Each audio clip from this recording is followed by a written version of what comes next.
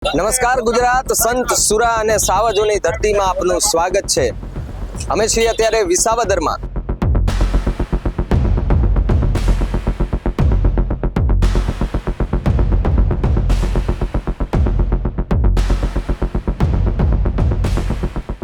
વિસાવદરની જનતા ક્યારેય ભાજપને સ્વીકારશે નહીં, આ અમને ખાતરી છે કે જો કોંગ્રેસે આ રીતે પોતાની સરકારમાં વિરોધ ના કરવા દીધા હોત તો આ ભાજપનો જન્મ જ ના થાત।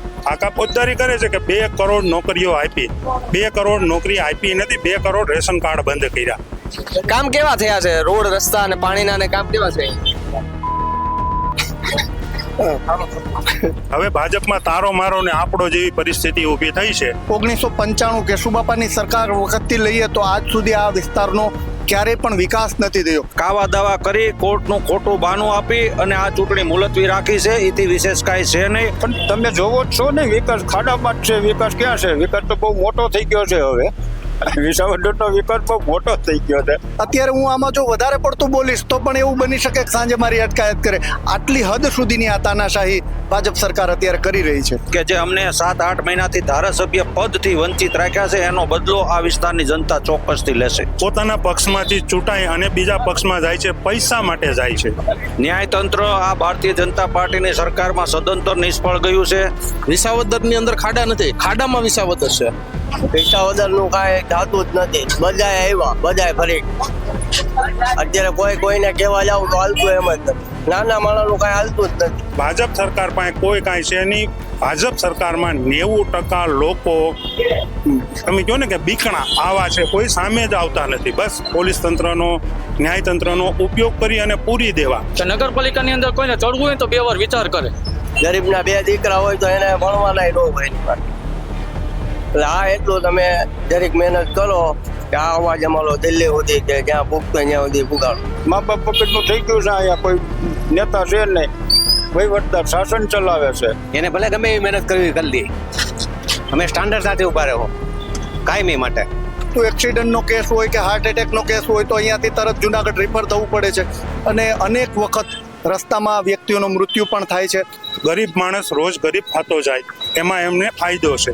જે વિકાસની વાતો ભાજપ કરે છે, પણ વિસાવદરમાં વિકાસ મરી ગયો છે છેલ્લા 15 વર્ષથી। કોઈ પણ જાતનું કઈ દેખાતું નથી વિકાસ। આ ભાઈ ગયા વહીવટ કરી આમ પાર્ટીમાંથી ભાજપમાં બેડા, ભાજપ વાળા એનું વીખું ને અમારું વીખું છે।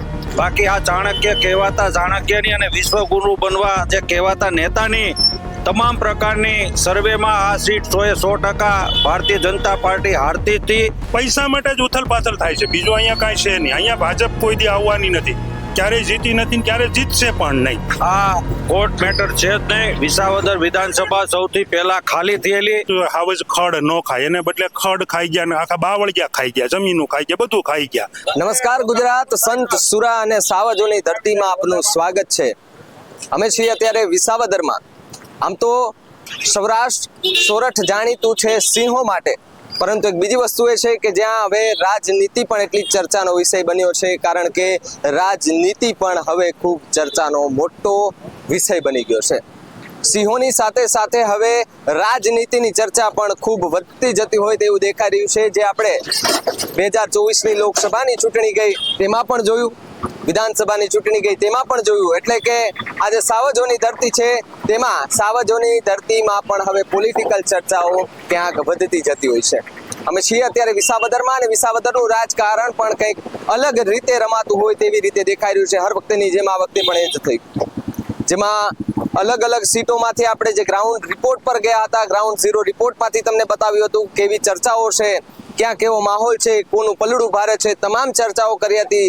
પરિણામ આવ્યા અને પરિણામ બાદ જે દ્રશ્ય સર્જાણું કે ગુજરાતમાં જે પેટા ચૂંટણીઓ હતી, એ પેટા ચૂંટણીમાં 6 પેટા ચૂંટણી હતી, તેમાંથી 5 જગ્યાએ પેટા ચૂંટણી કરવામાં આવી। 1 જગ્યાની પેટા ચૂંટણી હતી પેન્ડિંગ રહી ગઈ, અને એ ચૂંટણીની જે હતી એ છે વિસાવદર। એ ચૂંટણી કેમ પેન્ડિંગ રહી એ સૌ જાણીએ છે, પરંતુ અહીંયા અમે આવ્યા છે તો અહીંયાથી એ જાણવાનો તો પૂરેપૂરો પ્રયાસ કરીશું કે જે પક્ષમાં નેતાઓ ચૂંટાઈને આવે છે તે પક્ષ પલટો કેમ કરે છે, કેમ એ પક્ષમાં એમને નથી ફાવતું, કેમ બીજા પક્ષમાં જાય છે, એ ચર્ચાઓ કરવી છે। વિપક્ષના નેતાઓ આપણી સાથે છે, તેમની સાથે ચર્ચા કરીને આગળની વાત ધંપાવીએ। આપનું નામ? હરેશભાઈ સાવલિયા। હરેશભાઈ, વિપક્ષમાં નેતા ચૂંટાયા અને પછી કેમ બીજા પક્ષમાં જતા રહે, કેમ પક્ષ પલટું કરે? મજા નથી આવતી કોઈ આ પક્ષમાં કે શું એવું લાગે? આ પોતાના પક્ષમાંથી ચૂંટાય અને બીજા પક્ષમાં જાય છે, પૈસા માટે જાય છે. લોભ, લાલચ, આ તે સામેના પક્ષ યાની કે ભાજપ બધી લાલચો આપે છે. એન કેન રીતે આ નેતાઓને ખરીદી લે છે અને પૈસાઓ માટે આ લોકો જાય છે. ઉથલ પાથલ કેમ થઈ જાય છે આ એક સીટ ઉપરથી? પૈસા માટે જ ઉથલ પાથલ થાય છે, બીજું અહીંયા કાંઈ છે નહીં. અહીંયા ભાજપ કોઈ દી આવવાની નથી, ક્યારેય જીતી નથી, ક્યારેય જીતશે પણ નહીં. એટલે જો કોઈ અન્ય પાર્ટીના નેતા અહીંયાથી ચૂંટાય તો એ નેતાને એન કેન રીતે ભાજપ ખરીદી લે છે.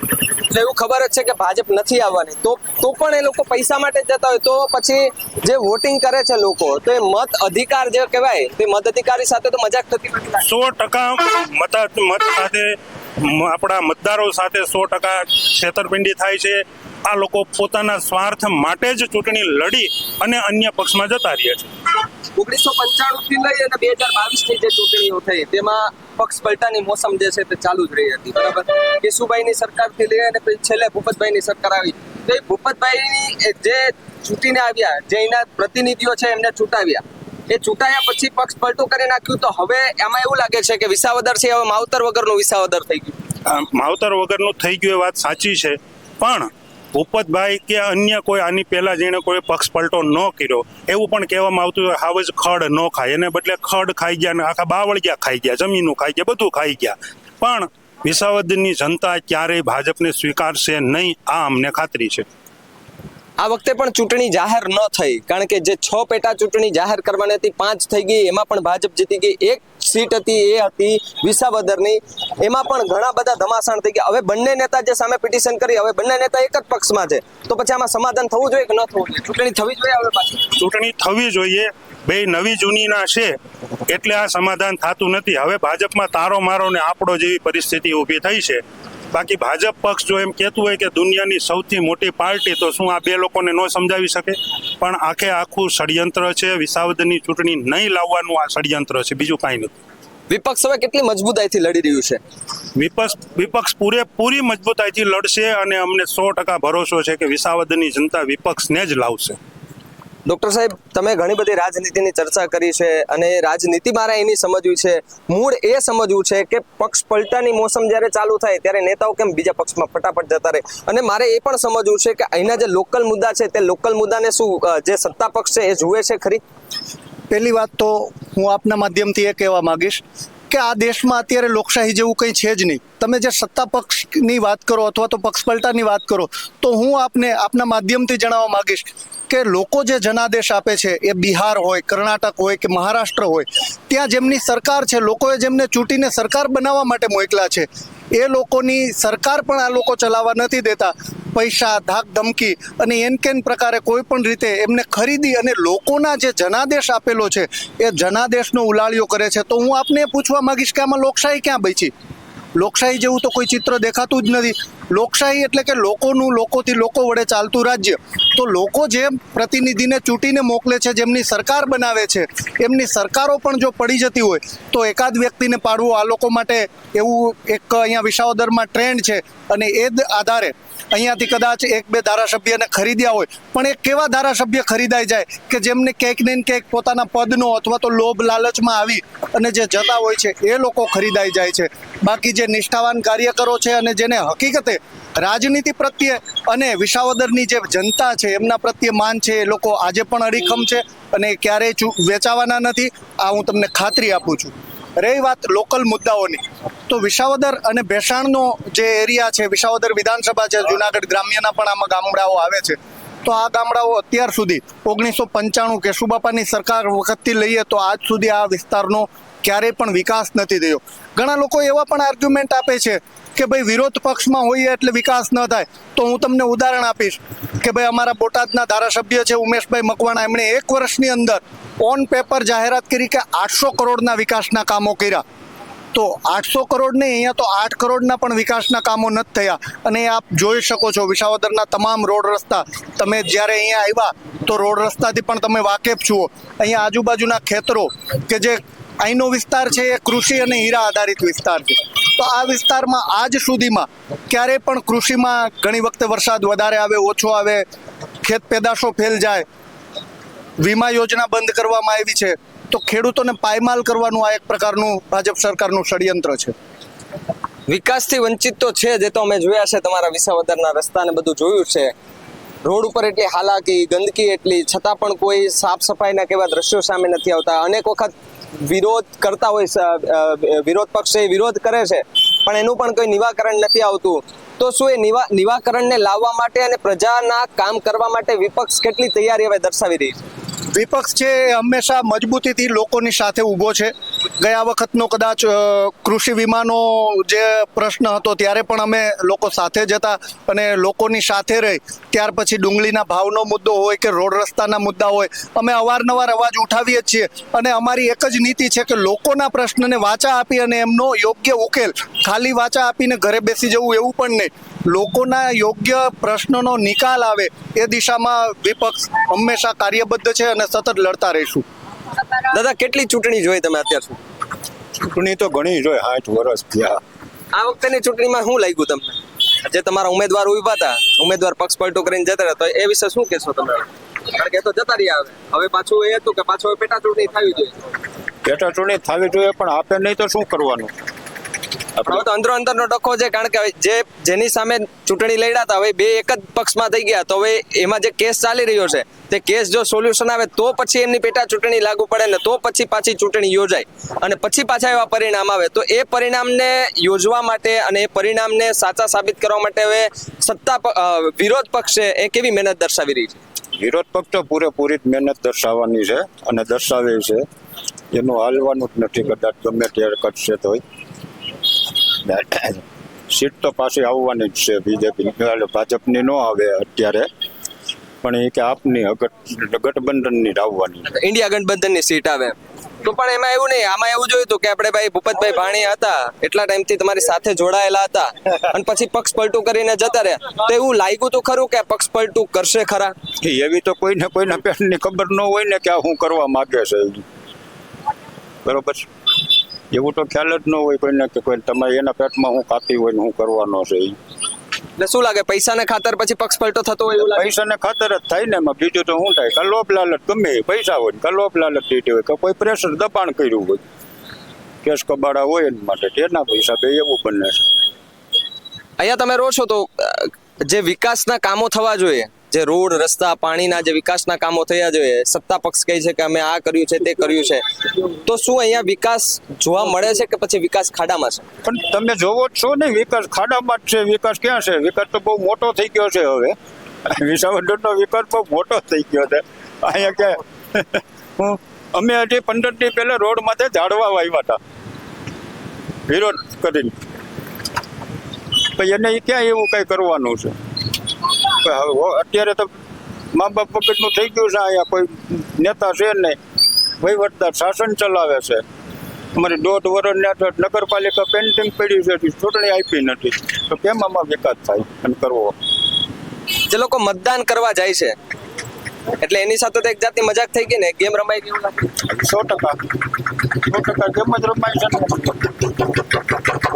એક ભાઈ છે, શું નામ તમારું? હુસેનભાઈ. હુસેનભાઈ, કેવી મજબૂતાઈથી લડ્યા હતા અને અહીંયા જે ચૂંટણી થઈ એ ચૂંટણી આખી ખૂબ રસપ્રદ રહી, પક્ષ પલટું થઈ ગયું, વિકાસના કામો પણ ઘણા બધા વંચિત છે. આપણે કહીએ કે સીએમ થી લઈ અને પીએમ બધા ગુજરાતમાંથી ગયા છે, તો ગુજરાતનો વિકાસ થવો જોઈએ. તો તમારે ત્યાં કેવો વિકાસ અત્યારે તમને શું લાગે? તમારો વિકાસ તમારા આમે જ છે, તમારા આમે જ છે અમારો વિકાસ. આ ભાઈ ગયા વહીવટ કરી આમ પાર્ટીમાંથી ભાજપમાં ભેડા, ભાજપ વાળા એનું વીખું ને અમારું વીખું છે, બહુ વીખું અમારું. અને અમે તાકાતે લડવાના છીએ આપે ગઠબંધનમાં, પૂરેપૂરી તાકાત છે, એમાં બાકી નહીં રહે કાંઈ. એને ભલે ગમે એવી મહેનત કરવી કરી દઈએ, અમે સ્ટાન્ડર્ડ સાથે ઉભા રહો કાયમી માટે. શું નામ આપનું? કરશનભાઈ વાડદોરિયા. કરશનભાઈ, તમે અહીંયાના મુખ્ય કહેવા આમ તો આ વિસ્તારના જે વિરોધ પક્ષના, તો આ વખતેની જે ચૂંટણી ગઈ, આમ તો ઘણા ટાઈમથી જે આપણે કેશુબાપાની સરકારથી વાત કરીએ છે અત્યાર સુધીની વાત કરીએ, તો એ ચૂંટણીના જે પરિણામો આવે એ પરિણામ કંઈક અલગ જ હોય છે. ચૂંટણી સમયે કંઈક અલગ માહોલ હોય, પરિણામ આવે ત્યારે અલગ માહોલ હોય. તો એ માહોલ કેમ પલટાઈ જતો હોય છે? માહોલ તો ખૂબ સારો હતો. કહેવાતા દેશના વિશ્વગુરુ અને ચાણક્યની જે વાત કરતા હતા ભારતીય જનતા પાર્ટી, એની તમામ નીતિ અને એ બધું ઊંધું પડ્યું છે. ગઈ ચૂંટણીની અંદર આ કોર્ટ મેટર છે જ નહીં. વિસાવદર વિધાનસભા સૌથી પહેલા ખાલી થયેલી અને 6 જે સીટો ખાલી હતા એમાં વિસાવદરની બાકી રાખવામાં એટલા માટે આવી છે કે આમાં કોર્ટ મેટર કે એવી ખાલી માત્ર બહાનું છે. બાકી આ ચાણક્ય કહેવાતા ચાણક્યની અને વિશ્વગુરુ બનવા જે કહેવાતા નેતાની તમામ પ્રકારની સર્વેમાં આ સીટ 100% ભારતીય જનતા પાર્ટી હારતી હતી.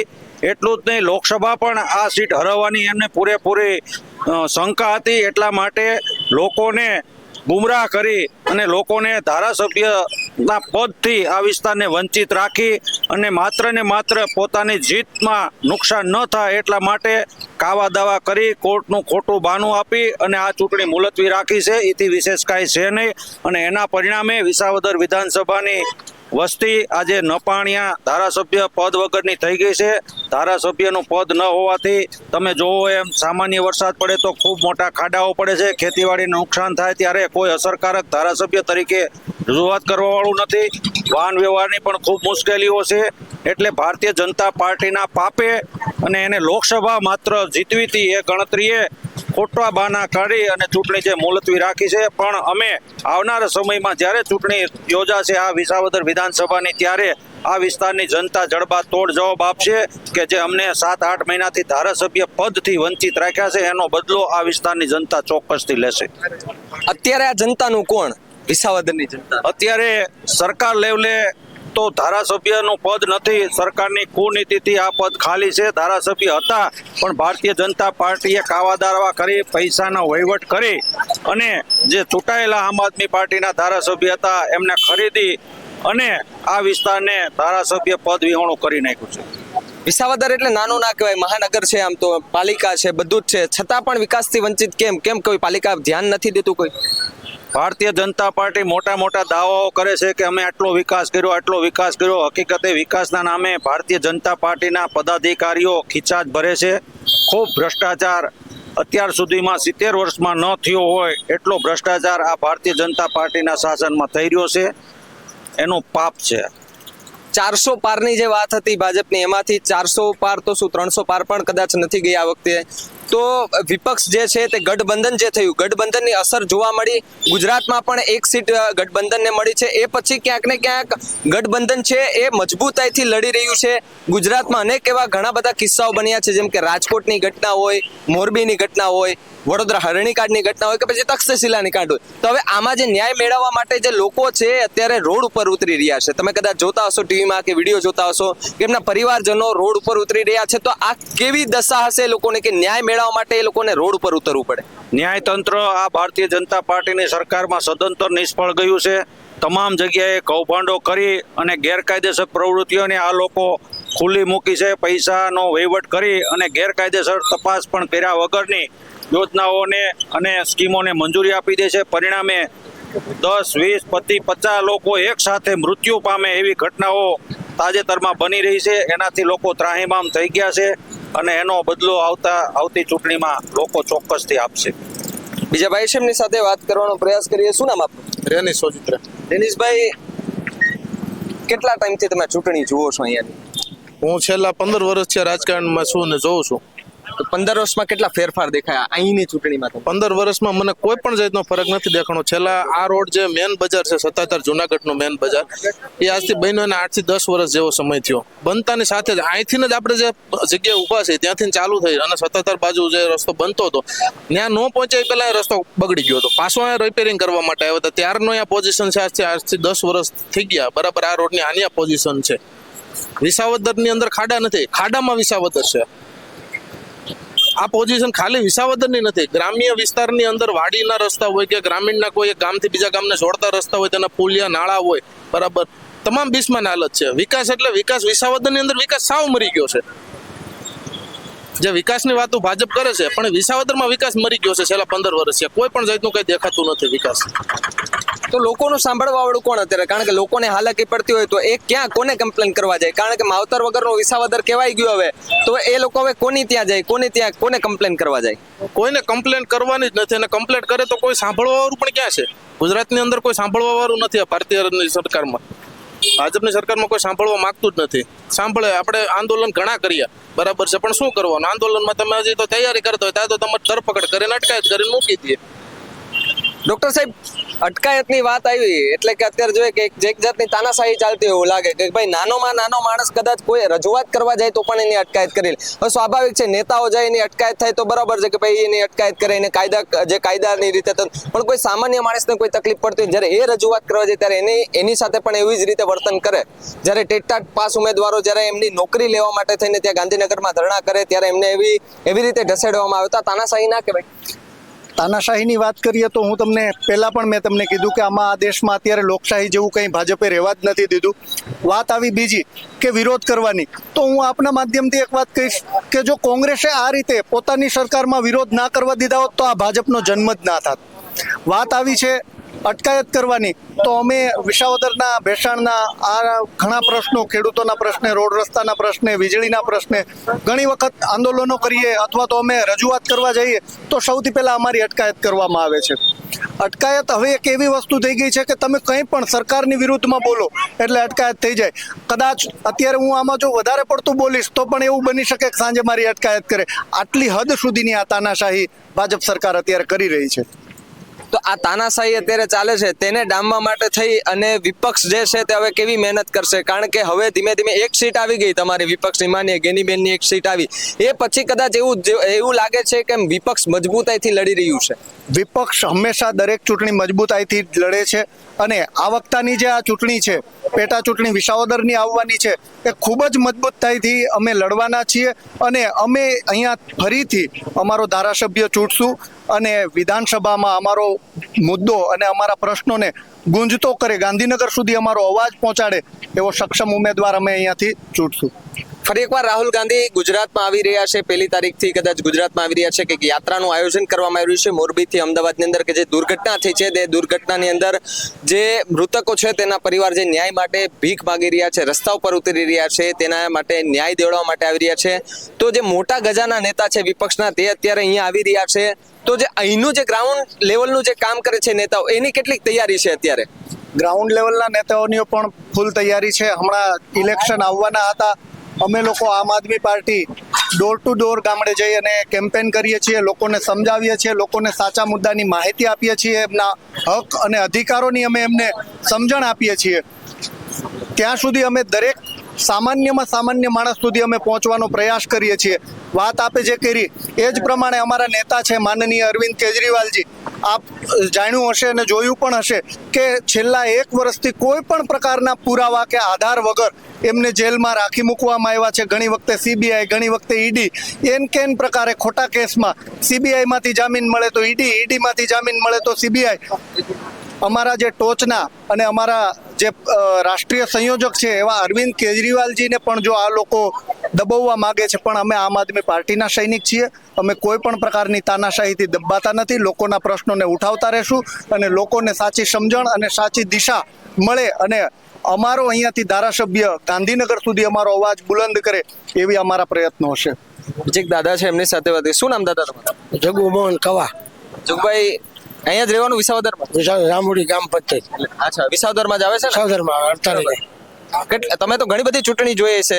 આ સરપંચ હતો, માજી સરપંચ ઘરના હતા. હા હા, આપણું કામ નથી. આ મકાનનું સણાઈ ગયું અને વાટા પ્લાસ્ટર બાકી છે. દીનદયાળની લોન નથી કામ. કોંગ્રેસની સરકાર તમે જોઈ, પછી ભાજપની સરકાર પણ તમે જોઈ, તો એ બંને સરકારમાં તમને શું ફરક લાગ્યો? બે સરકારમાં શું ફરક લાગ્યો તમને, ભાજપ ને કોંગ્રેસની સરકારમાં? અત્યારે મોંઘવારી, બેરોજગારી છે. ત્યારે હતી કોંગ્રેસની સરકાર હતી ત્યારે આવી મોંઘવારી, બેરોજગારી કઈ નથી. આ વધી ગઈ. આ મકાનનું કામ નથી થતું, બાકી છે પૈસા. 20,000 આપે ને લોન બાકી છે. પ્લાસ્ટર વાટા કરવાના, મકાન થઈ ગયા ત્યાર ફોટો બધું મોકલાવી. ફોટા બધા પાડી ગયા, બાકી કઈ બીજું કામ નથી. રજૂઆત કરી ખરી કઈ? હા, કરી હતી. કીધું તું કે ભાઈ તમે બધું કરો. તો શું કીધું? રજૂઆત કરી તો કે તમે પ્લાસ્ટર વાટા પૈસા ન હોય તો હું કરું. કામ કેવા થયા છે? રોડ, રસ્તા અને પાણીના ને કામ કેવા છે અહીંયા? ખાવા વાળા જ છે. બીજા ભાઈ છે શું? હા બોલો. ગરીબ એ ગરીબ રહીએ, અમીર એ અમીર રહીએ. આ રોડ ના રસ્તા તમે જોઈ લો, આ કેટલા ટાઈમ થી અવાના અવાજ છે વિસાવદર તાલુકાના. ગમે એ ગામડામાં વયા જાવ તમે ફેલ જ છે. વિસાવદર નું કાંઈ થતું જ નથી. બધાય આવ્યા, બધાય ફરી. અત્યારે કોઈને કહેવા જાવ તો હાલતું એમ જ નથી. નાના માણસ નું કાંઈ હાલતું જ નથી. જેને ખીચામાં વજન છે એનું હાલે છે, વજન વગર નામનું કોઈનું કાંઈ હાલતું જ નથી. એટલું કહેવાનું થાય છે કે બધાને હરખા રાખો. અમીર ને ગરીબી અલગ અલગ ગોઠવે રાખે છે. હમણાં અમે બોલીએ તો હમણાં મારીને પૂરી જ દઈએ. નાનાનું તો કાંઈ આવે જ નહીં. ભાઈ એટલું અમારું કહેવા માંગે કે બધાને હરખા રખાય. આ રોડ રસ્તા તમે જોઈ લો, એક ગામડાના જોયા હો તમે, અહીંથી જુનાગઢ સુધી આયલા જાઓ, રોડમાં ખાડા જઈ. અમે વાહનના ધંધા કર, વાહન આંકવા તો કેમ આંકવા, વેરંટેજ હાઈવે રાખે ગાડીમાં, ટેક્સ, વીમો, પાર્કિંગ વધારે. આમ કે ગરીબ ને સાઠ વિકાસ, આમાં કઈ ગરીબ નું તો કઈ છે જ નહીં. ગરીબ ના 2 દીકરા હોય તો એને ભણવાના ન હોય એની પાસે. એટલે આ એટલું તમે જરીક મહેનત કરો કે આ અવાજ અમારો દિલ્હી સુધી છે, જ્યાં પૂગતો ત્યાં સુધી પુગાડો. ખેડૂતના પ્રશ્નની વાત કરીએ સાહેબ તો ઘણા બધા એવો છે. આ વિસ્તાર એવો છે કે જ્યાં મગફળી ને કપાસનું વધારે વાવેતર થતું હોય, તો જ્યારે કોઈ પણ એવો વધારે વરસાદ થઈ જાય, જ્યારે નુકસાનીમાં જાય પાક, તો એમનું કોઈ વળતર મળે ખરું કે કેટલો ટાઈમ લાગે એમાં, અને ખેડૂત કેટલો પરેશાન થઈ જતો?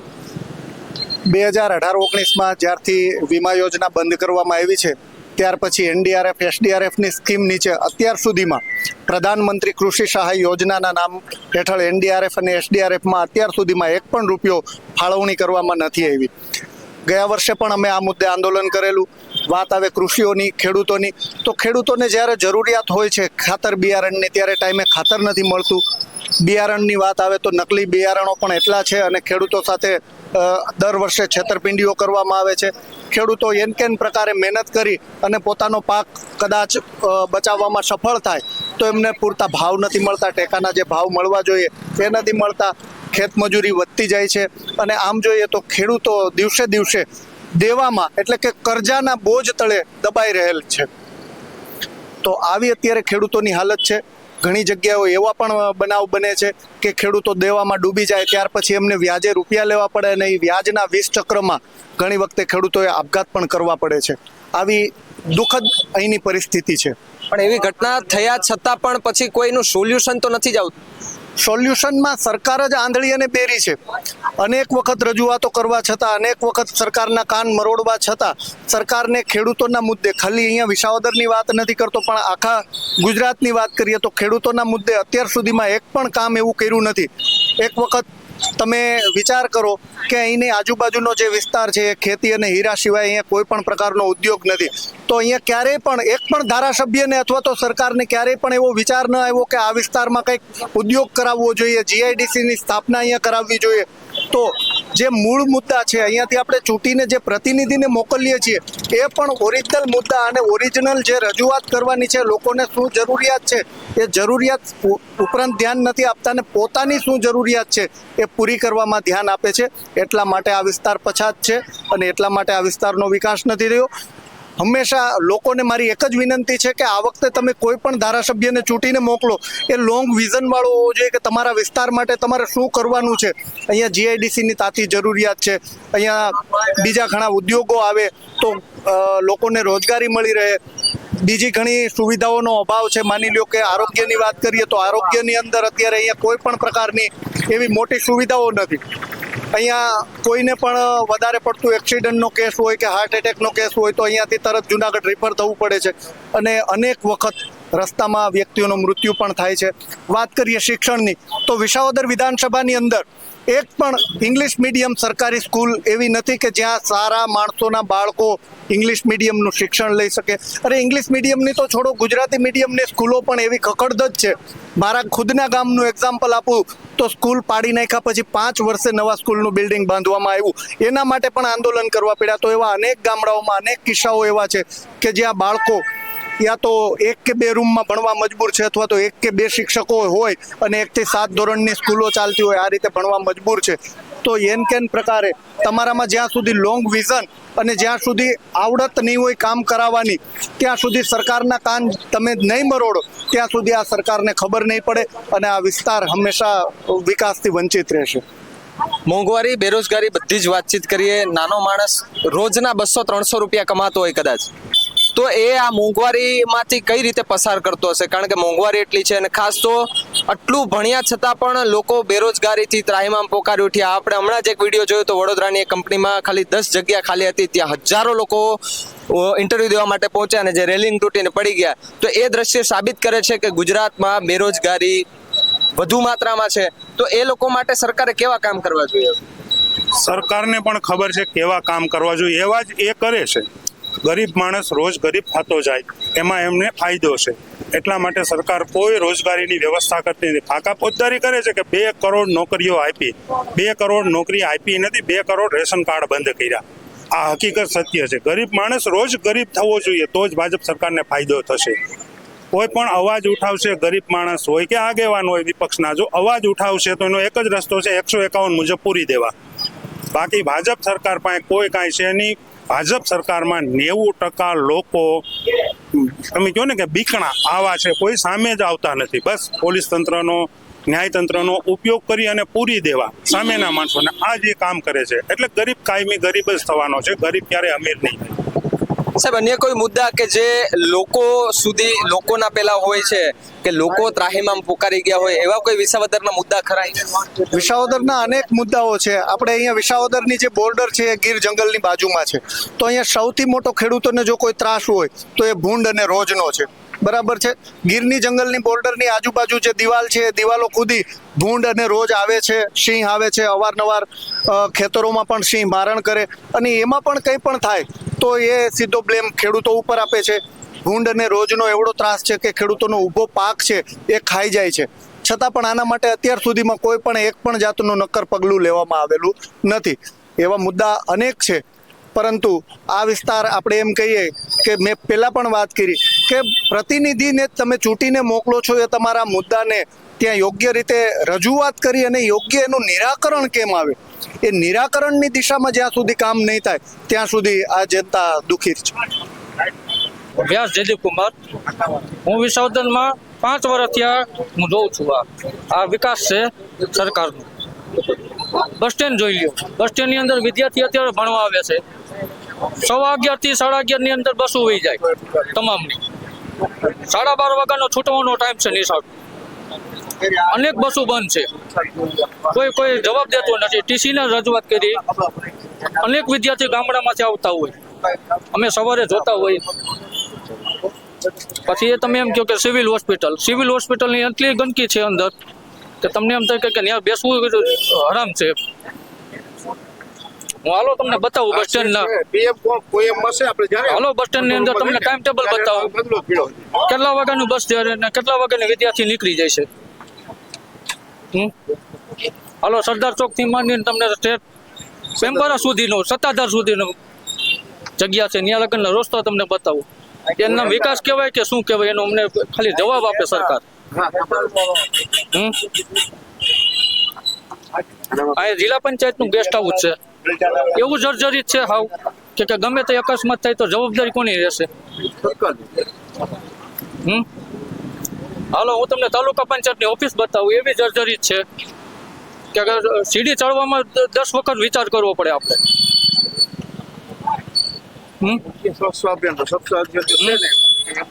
હાલો નગરપાલિકા બતાવું તમને અત્યારે હાલની તકે કે નગરપાલિકાની અંદર કોઈને ચડવું હોય તો 2 વાર વિચાર કરે.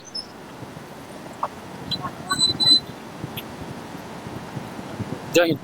તો વિસાવદરની જનતા છે એ ત્રાહિમામ છે, વિપક્ષ એની રીતે પોતાની રીતે લડી રહ્યું છે. સત્તા પક્ષ હવે કેવી રીતે કામ કરે છે તે પણ મોટો સવાલ છે. પણ મોટો સવાલ એ છે કે જ્યારે તમને જન પ્રતિનિધિ તરીકે ચૂંટાઈને લાવે છે અને એ પછી તમે પક્ષ પલટું કરો છો, તો તમે શું આ લોકોને મજાક સમજો છો? મતદાન જે મત અધિકાર હોય છે તેમને મજાક સમજો છો? આવું તો ગુજરાત કદાચ ન સાંકલે. અને વિસાવદરની તો એક તાસીર છે કે જે લોકોએ પક્ષ પલટું કર્યું છે ને વિસાવદર નથી સાંકતું, તો આ વખતે પણ એ જ છે કે શું આવનારી જે હવે વિધાનસભા જે પેટા ચૂંટણી થશે એ પેટા ચૂંટણીની અંદર જે ઉમેદવાર ઉભા રહેશે એટલે કે જે વિપક્ષ હોય કે સત્તા પક્ષ હોય એમના જે ઉમેદવારો ઉભા રહેશે તેની વચ્ચે જે રસાકસી થાય તો શું આ વખતે જે વિસાવદરની જનતા છે તે સત્તા પક્ષને કઈ રીતે જોશે, સત્તા પક્ષે વિપક્ષને કઈ રીતે જોશે? કારણ કે અહીંયાની તાસીર છે એ રીતે જ કે કેશુબાપાના સમયથી આપણે વાત કરીએ તો અત્યાર સુધીની કે જે જેટલી પણ ચૂંટણી થઈ એમાં ક્યાંક ને ક્યાંક પક્ષ પલટાની મોસમ આવી, ચૂંટાયા, સત્તા પક્ષમાં જતા રહ્યા. એવું પણ કહેવામાં આવે છે કે પૈસા અને લોભ લાલચ દઈને તેમને ત્યાંથી ખેંચી લેવામાં આવ્યા છે. તો એક તો પહેલી તો વસ્તુ એ થઈ છે કે આ અહીંના લોકો સાથે ગદ્દારી થઈ હોય એવું દેખાય. કારણ કે અચાનકનું તમને જનપ્રતિનિધિ બનાવ્યા, જનપ્રતિનિધિ બનીને તમે સીધા જ બીજા પક્ષમાં જતા રહો તો આ લોકો સાથે તો એક મજાક થઈ ગયો છે. પછી બીજી વસ્તુ આવે કે વિકાસની વાતો તમે કરો છો, સરકાર તો ક્યાં છે વિકાસ? આ વિકાસ છે તમારો, આ વિકાસ જુઓ, આ ખાડા સરસ મજાના છે, આમાં ક્યાં વિકાસ છે? આમાં કદાચ કોઈ પડી જાય, કોઈને લાગે, કોઈને કઈ ગંભીર અકસ્માત થાય તો એવી તો કોઈ સુવિધા નથી કે એમને કોઈ એવી તાત્કાલિકપણે સારવાર મળી જાય.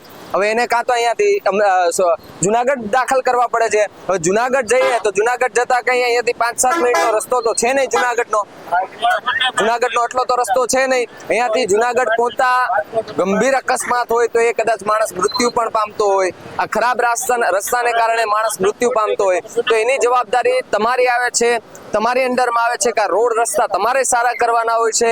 લોકોને કોઈ પ્રોબ્લેમ ન આવે તમારે એનું સોલ્યુશન કાઢવાનું હોય છે. લોકો તમારે ત્યાં રજૂઆત કરવા આવે છે એની અટકાયત નહીં પણ તમારે એનું સાંભળવાનું હોય છે.